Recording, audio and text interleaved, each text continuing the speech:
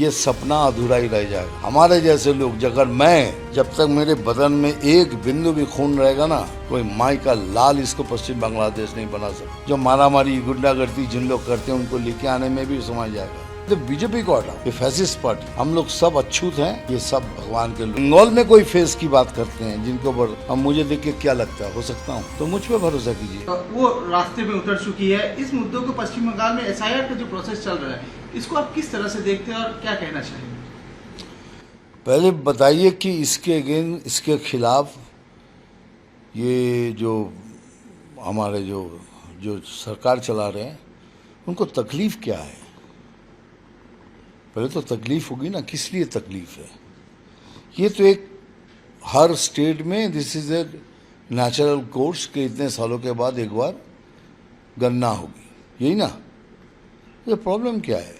हम तो पहली बार एक बात बहुत क्लियर करके बोल देना चाहते हैं कि BJP is not against Muslim, BJP is not against Indian Muslim, BJP is against those जो भारत में रहकर भारत का नुकसान करना चाहते हैं, हम उनके खिलाफ हैं, राइट? तो हमारी लड़ाई क्या है कि जो आए हैं SIR में, आपको पता चल गया है, सच्चाई खुल के आ गई है। ये मैं नहीं कर रहा हूँ, समीक्षा कह रही है कि कितने वोट बाद गए हैं, कितने डेड बॉडी अभी तक ऊपर से आके न्योता लेके आते थे, सब डेड बॉडीज़ यहाँ के खाना खा के चले जाते थे, है ना? डेड बॉडीज़ यहाँ खाना खाने न्योता दिया जाता था तो के चले जाते। तो सब कुछ क्लियर हो गया। उसमें बीजेपी के भी तो कितने नाम कट गए हैं। एक प्रोसेस है, हम क्यों प्रोटेस्ट करेंगे? तो उनको क्यों प्रोटेस्ट करें? उनको इसलिए प्रोटेस्ट करना है कि उनके बगैर उनकी वोट क्या होगी, उनका जो वोट का आधार है, जो वोट बैंक है, वो खाली हो गया, बैंक बैलेंस खाली हो गया। तो क्या एक विशेष माइनॉरिटी की बात कर रहे हैं आप, जिस तरह से बोले minority is not be issue of Bengal? हाँ, नहीं, हम बात कर रहे हैं, डायरेक्ट बात कर रहे हैं, बोलिए। हाँ, हम उसी की बात कर रहे हैं। तो मुस्लिम वोट बैंक क्या एक अपीसमेंट की पॉलिटिक्स यहाँ पे? ये नहीं तो क्या है? ये काय की पॉलिटिक्स है? अपीसमेंट तो आज से नहीं, जब से स्वाधीनता हुई तब से अपीसमेंट चले जा रहे हैं। हम कह रहे हैं अपीसमेंट करना है तो दोनों को करो, एक साथ करो, पर उनको नहीं, उनको एक ही तरफ करना, करिए ना। देखिए, एक बात आपको सबको बता दें, एक छोटा सा एग्जाम्पल दे रहा हूँ शिक्षा के ऊपर। 50,000 स्कूल है, इन गवर्नमेंट्स के स्कूल है, 1 से 5 तक थे, प्राइमरी स्कूल है 5,000, जिसमें हर साल जहाँ कोई टीचर नहीं है, कोई स्कूल में कोई अगर टीचर है तो 1 से 5 क्लास के लिए एक ही टीचर है, और वही टीचर सभी सब्जेक्ट पढ़ाते हैं। दुर्दशा देखिए। और इसी तरह ही चले जा रहे हैं, स्कूल बंद हुए जा रहा है। लेकिन मद्रासा को 5,713 करोड़ रुपया दिया है मैंने, राज्य के प्रधान ने। इससे पता चला लेगी। और जिसके सर्टिफिकेट का कोई वैल्यू ही नहीं है। आप पढ़ाइए, रिलीजियस चीज़ पढ़ाइए, मैं सम्मान के साथ कह रहा हूँ कि बहुत ज़रूरी है। जो दीन पढ़ाते हैं हम लोग, बहुत ज़रूरी है वो, लेकिन साथ साथ उनको और चीज़ों में तो पढ़ाइए। तो 5,713 करोड़ रुपये दिया है, और इधर 50,000 स्कूल है जहाँ 165 करोड़ रुपया देने से सब प्रॉब्लम सॉल्व हो जाता है। वहाँ टीचर लोग अपने अपने पॉकेट से पैसा देते हैं, चंदा उठाते, किसी तरह स्कूल चला रहे हैं। क्यों कर रहे हैं आप? अगर आप अपीसमेंट नहीं कर रहे हैं, कुछ भी नहीं कर रहे हैं आप, तो क्यों हो रहा है? क्यों इसकी ये हालत क्यों है? दादा, पश्चिम बंगाल में घुसपैठियां भी एक बड़ा मुद्दा है, जिसको लेके केंद्रीय गृह मंत्री अमित शाह लगातार कह रहे हैं कि बंगाल का कुछ ऐसे एरिया है जहां पे अभी तक अनफिनिश्ड एरिया है, जहां पे जमीन नहीं मिलने के कारण से वहां पे घुसपैठियों की जो है तादाद बढ़ती जा रही है उस रास्ते से। लेकिन मुर्शिदाबाद, मालदा, उत्तर दिनाजपुर, दक्षिण दिनाजपुर के सीमावर्ती जो जिला है, अवैध जिस तरह से घुसपैठ हो रही है, तो क्या लगता है कि इसका एक बड़ा कारण है स्थानीय नौकरियां, कल्याणकारी योजनाएं, कानून व्यवस्था का पर क्या इस पर असर पड़ रहा है? बहुत ज़बरदस्त असर पड़ रहा है। हमारे जो बंगाल के मुस्लिम हैं उनको बहुत ज़बरदस्त उन पर असर पड़ रहा है, क्योंकि जो नौकरी उनको मिलनी चाहिए उनको नहीं मिल रही है। जो सुविधाएं जो केंद्रीय सरकार हमारे मुसलमान भाई बहनों को देते हैं वो नहीं मिल रहा है, उनके बदले में उनको वो लेके चले जा रहा है। 400 किलोमीटर की जगह है जो अभी भी खाली पड़ी हुई है। प्राइम मिनिस्टर ने एक बार नहीं, 2 बार नहीं, कितनी बार चिट्ठी लिखी है, लेकिन गृह मंत्री ने कि लेकिन ज़मीन नहीं दे रही है। क्यों नहीं दे रही आप देते तो अभी तक वो बन गया होता, प्रॉब्लम ही सॉल्व।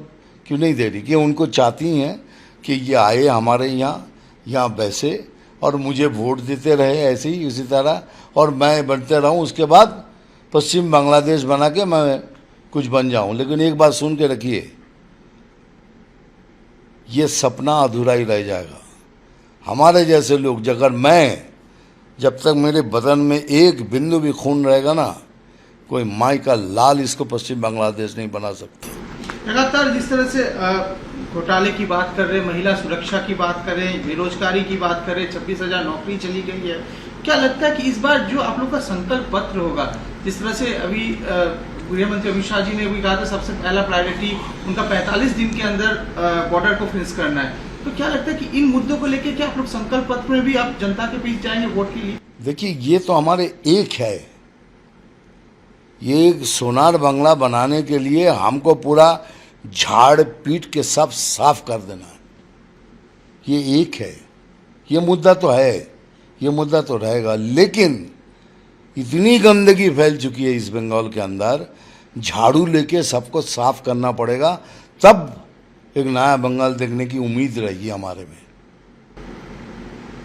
इस बार बंगाल में 2 फेज में चुनाव हो रहे हैं दादा, तो क्या लगता है कि इस बार बंगाल के लोग शांतिपूर्ण तरीके से इस बार वोट मतदान दे पाएंगे? क्या लॉ एंड ऑर्डर सिचुएशन का, जिस तरह से उन्होंने, मुख्यमंत्री ने खुद स्टेज में कही है कि अब जो है बीजेपी की ओर से और इलेक्शन कमीशन की ओर से जिस तरह से लगातार जो रिसफल किया गया IAS IPS ऑफिसर का, अब मेरी कोई जिम्मेदारी नहीं है अगर किसी तरह का यहाँ पे वायलेंस होती है, तो क्या किस तरह से देख रहे हैं? क्या लग रहा है कि शांतिपूर्ण तरीके से बंगाल में जो इलेक्शन कमीशन, मैं तो चाहता हूँ और थोड़ा करे। अगर शांतिपूर्ण एकदम करना है तो इलेक्शन कमीशन साहब को और थोड़ा शक्ति से सामने आना चाहिए, तो एकदम शांति के साथ इलेक्शन होना चाहिए, या और होगी भी। लेकिन अभी अपने जो राज्य के प्रधान हैं वो तो कहेंगी, जब जीत जाएंगे तब तो कहेंगे सब कुछ सीखता, क्योंकि उनके हाथ में सब कुछ होगा। वो मार दंगा करेंगे, सब कुछ करेंगे बीजेपी ने किया है। यही तो उनकी पॉलिटिक्स रही है और यही करती रहेंगे, और क्या करेंगे। तो 2 फेज में चुनाव हो रहा है, तो बहुत अच्छा हो रहा है, बहुत अच्छा। This is the only way to do it, क्योंकि एक जगह से दूसरी जगह ट्रांसफ़र नहीं कर पाएंगे। जो मारामारी गुंडागर्दी जिन लोग करते हैं उनको लेके आने में भी समय जाएगा। अब इस बार बंगाल में विधानसभा में देखा जा रहा है कि कांग्रेस जो है 294 सीटों पे इस बार चुनाव लड़ रही है, तो क्या लगता है कि बीजेपी को एक बड़ा चुनौती मिलेगा इसमें? देखिए, बीजेपी एक ही अपोजिशन पार्टी है जिसको सब हराना चाहता है। सब बोलते हैं बहिष्कार करो। आपने कभी सुना है किसी को बोलते हुए कि तृणमूल को हटाओ? किसी भी पार्टी को सुना है कि बोलते कि तृणमूल को हटाओ? सब कहते बीजेपी को हटाओ, ये फैसिस्ट पार्टी है। हम लोग सब अछूत हैं, ये सब भगवान के लोग हैं। यही है बात, और कुछ। बंगाल में अब देखा गया कि हुमायूं कबीर अपनी नई पार्टी के साथ मैदान में उतरे, जिनमें AIM के जो चीफ है ओवैसी साहब, वो भी मिलकर आज कैंपेन में भी देखा गया कि उतर रहे। इस बार क्या बड़ा मुद्दा जो है बाबरी मस्जिद को भी उठाया गया है चुनाव में, तो क्या लगता है जो बाबरी मस्जिद का जो मुद्दा है जिसको लेकर हुमायूं कबीर उतरे हैं, ओवैसी साहब आज वो खुद कैंपेन कर रहे हैं, तो क्या इस पर थोड़ा असर पड़ सकता है बंगाल में? ये पहले मैं एक बात बोलूँ कि जो मैं सच बोलना चाहता हूँ कि ओवैसी साहब जो है ना, मुझे बहुत पसंद है। इतने पढ़े लिखे हैं, जब बोलते हैं इतना अच्छा बोलते हैं। मैं बल्कि उनके जो भाषण होते हैं मैं सुनता हूँ बैठ के। ओवैसी साहब मुझे मेरी नज़र में एक पक्का रियल लीडर। और हुमायूं साहब ने एक पार्टी खोली है, दोनों मिल गए हैं। अभी हुमायूं साहब क्या करेंगे नहीं करेंगे तो उनकी पार्टी का है। बाबरी मस्जिद का जो मुद्दा है वो मैं तब बोलूँगा जब बन जाएंगे, उससे पहले मैं कोई बात नहीं करना चाहता इसके बारे में। ये रिलीजियस मैटर हो जाएंगे, उसके बारे में नहीं बोलूँगा। आप लगातार बंगाल का हर क्षेत्र को जानते हैं, हर जगह में आप जाते भी हैं दादा। इस बार विधानसभा चुनाव में बीजेपी ने जिस तरह के उम्मीदवारों का चुनाव किया है, उस पर आपका क्या विचार है? क्या आपको लगता है कि बीजेपी के जो उम्मीदवार पश्चिम बंगाल में सरकार बनाने के लिए मैजिक फिगर हासिल कर पाएगी? देखिए, इस बार ये हमने जो किया है आप देख सकते हैं, हमने कोई, क्योंकि हम सब बहिरागत हैं ना, उनके वहाँ तो कोई बहिरागत है ही नहीं। दो एमपी तो यहाँ ही सब भूमिपुत्र है ना। मैं भी बहिरागत था, अभी लिएंडर पेस भी बहिरागत हो गया, बट कल नहीं था, आज हो गया। इसी तरह मैं भी बहिरागत हो गया। लेकिन एक बात सुनिए, इस बारी हमने जो चुना है, अच्छा है बुरा है, लेकिन लोकल आदमी को ही चुना है। लोकल आदमी को ही हमने चुना है कि लड़ना है, कि लोकल आदमी लड़े और जीत के आए। और इसीलिए उम्मीद के साथ कह सकता हूँ कि इस बार डेफिनेटली हम जीतेंगे। दादा, जिस तरह से आपने कहा है कि इस बार आप लोग फुल कॉन्फिडेंट है मैजिक फिगर तक आने के लिए, लेकिन बंगाल विधानसभा चुनाव से पहले ममता बनर्जी जिस तरह से वो एक चीज़ कह रही है कि बंगाल जो बीजेपी सरकार है वो नॉन वेजिटेरियन के खिलाफ है, मछली के खिलाफ है। आप लोग अगर बीजेपी को लाते हैं तो बंगाल में मछली खाना बंद हो जाएगा, वेजिटेरियन सबको बना दिया जाएगा। तो किस तरह से ये आपको लगता है ये बात सच है? अरे वो तो कुछ भी बोलेंगी, कुछ भी बोलती आ रही है। अभी कोई इशू नहीं है, अभी ये इशू को पकड़ा है। महाराष्ट्र में मैं रहता हूँ, कुछ बंद हुआ है? आप भोपाल में शूटिंग करने जाते तो कुछ हुआ है? राजस्थान में शूटिंग करके कुछ हुआ है? दिल्ली में कुछ हुआ है? ये मच्छी बच्ची वच्ची सब कुछ, ये खाली बोलते ही जाएंगे यही बात। एक चीज़ जो बोले जाएंगे कि एक मांस नहीं खाइए, जो हमारे लिए एक रिलीजियस थिंग है, जो धक्का लगता है दिल पे। लेकिन हम मुसलमानों की वो चीज़ भी हम इज्जत करते हैं, हम दूसरा मांस भी नहीं खाते हैं। और हम बोलते भी कि ये चीज़ का नाम तक मत लो, एटलीस्ट मैं पता नहीं ये नाम मत लो इसका, यह हराम है। लेकिन ये जो बात अभी मच्छी नहीं खाने देंगे, ये नहीं खाने देंगे, तो मच्छी लोग क्या करेंगे? मच्छी लोग इतने हो जाएंगे जब खाएंगे नहीं, तो पश्चिम बंगाल में इतने जो मच्छी उग रहे हैं वो क्या करेंगे? वो पानी के ऊपर बड़ा पकड़ो मुझे, कब तक मैं खड़ा रहूँगा? नैरेटिव सेट किया जा रहा है। और क्या नैरेटिव सेट का झूठ सेट किया जा रहा है। आपको मच्छी नहीं खाने देंगे, ऐसे हम मच्छी नहीं खाने दे रहा है, हम रोएंगे कि हम रोज़ मच्छी खाते हैं? ऐसे भी बोल रहा हूँ। मैं खुद बंगाली हूँ ना, हम भी वेजिटेरियन खाते हैं, कोई एक दिन मच्छी खाते हैं, कभी एक दिन चिकन खा लिया, कभी एक दिन अंडा खा लिया, यही ऐसे ही खाते हैं लोग। अभी इनको क्या फ़र्क पड़ गया पता नहीं, अभी बड़े शायद कुछ चक्कर है इसमें कुछ। बंगाल में जिस तरह से मुख्यमंत्री ममता बनर्जी अपने 10 वादों को लेकर इस बार उतरी हैं कि जो उनका मैनिफेस्टो है, इसमें उन्होंने कहा है कि बहुत सारे ऐसे प्रकल्प है, जैसे लक्ष्मी भंडार हो गया, कन्याश्री हो गई, बहुत सारे स्कीम है जिसको उन्होंने इस बार रखा है कि बंगाल के विकास के लिए उन्होंने बहुत सारे काम किए पिछले 15 सालों में। लेकिन क्या लगता है कि आपको लगता है कि बंगाल में विकास के लिए जिन योजनाओं को वो बात कर रहे हैं, जिन ये स्कीम्स की बात कर रहे हैं, अभी युवा साथी योजना भी वो लेके आए हैं, तो इस पर क्या कहना है? मेरा कहना है कि उन्होंने जो प्रकल्प की बात की, एक भी हुआ है 15 साल में? ये हुआ है युवा साथी, ये श्री वो श्री, ये खाली बस है 1,500 रुपया। तो 1,500 रुपये किसी का घर चलता है? आप बताइए ना, नहीं चलता है। लेकिन आप देखिए, बगैर बोले महाराष्ट्र में 3,000 रुपया दिया जा रहा है माँ बेटी को, हर बीजेपी स्टेट में 3,000। हम बोलते नहीं हैं, हम जीत के आएंगे तो दिखाएंगे, आप 1,500 मिलता है, 3,000 हम देंगे। लेकिन क्या के बोल के फायदा? वो बोलेंगे हाँ ये 1.5 दे रहा है तो इसीलिए 3 दे रहा है। ऑलरेडी दे रहे हैं हम। महाराष्ट्र दुनिया जहाँ भी देखिए 3,000 रुपया दिया जा रहा है। तो दूसरी बात यह है कि ये जो प्रकल्प की बात कर रहे हैं, आज तक कोई प्रकल्प उन्होंने किया नहीं है। जिससे जॉल खाली लोगों को उसी चक्कर में फंसाना है। और कितनी साथी करेंगे? अभी हम लोग बेसहारा हो जाएंगे, बेसाथी हो जाएंगे। इतने साथी उन लोगों ने ऐड कर दिया। 1,500 रुपये में घर चलते, बोलिए ना। अभी उसका बेटा अगर उनमें कोई विवेक हो, वो करप्शन नहीं करना चाहता है, वो तो भूखा मरेगा। उनके बाप अगर बीमार है, वो कहाँ से जो प्राइम मिनिस्टर साहब ने आयुष्मान भारत का योजना किया था जिसमें 5 लाख रुपया हर एक को मिलेगा, वो अगर तृणमूल के सपोर्टर है उनको भी मिलेगा, वो भी बंद कर दिया। तो अगर कोई 1,500 रुपये में अगर आपके चिकित्सा हो सकती है तो मुझे कुछ कहना नहीं है। 5 लाख रुपया इसे ऐसे रोक के रख दिया, किसी को लेने नहीं दे रहा है। मैं बोल रहा हूँ अगर बीजेपी के भी हो, अगर आप तृणमूल के भी हो, कांग्रेस के भी हो, कम्युनिस्ट के भी, सबको मिलेगा 5 लाख रुपया, लेकिन उन्होंने रोक दिया है।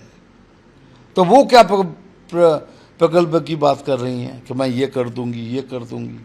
पहले तो ये करो, आवास योजना बना, आधी बिल्डिंग करके छोड़ दिया है कि सरकार पैसा नहीं दे रही है। ये नहीं कर रही कि मेरे हिस्से का मैं नहीं दे रही हूँ। तो इतना बना कैसे? उनके पैसे से तो नहीं बना। खाली छत लगा दो तो घर रेडी, लेकिन नहीं दे रही ताकि के प्रधानमंत्री का नाम बढ़ जाएगा। अरे भाई, प्रधानमंत्री अलग है और बीजेपी का प्रेसिडेंट अलग है। जब पार्टी का नेता, सबसे बड़ा नेता हमारे मोदी साहब हैं, वो एक अलग व्यक्तित्व है, और प्रधानमंत्री सबके लिए हैं। वो शपथ लेते हैं मैं हर भारतीय का प्रधानमंत्री हूँ, और जब बीजेपी ऑफिस जाते हैं तब भी बोलते हैं कि जब बीजेपी का ऑफिस जाते हैं मैं बीजेपी का सबसे बड़ा मुख हूँ, फेस हूँ। लेकिन वो इनको हमारे जो राज्य के प्रधान हैं, वो प्रधानमंत्री को भी बीजेपी वो बना दिया।